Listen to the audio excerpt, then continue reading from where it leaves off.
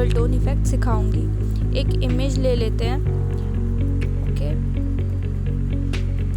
और इस इमेज को ऑल्ट के साथ ऊपर ड्रैग करेंगे तो कॉपी हो जाएगा।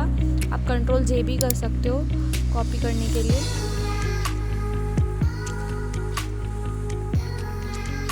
अब हम ऊपर वाली इमेज पे हम डबल क्लिक करेंगे और जी और बी को अनटिक करेंगे और ओके करेंगे।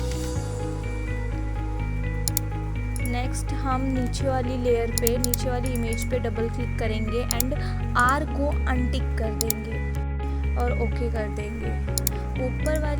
फिर हम ऊपर वाली इमेज पे कंट्रोल टी करेंगे और राइट क्लिक करके फ्लिप हॉरिजॉन्टल करेंगे एंड कंट्रोल टी करके हम इसे स्केल करेंगे।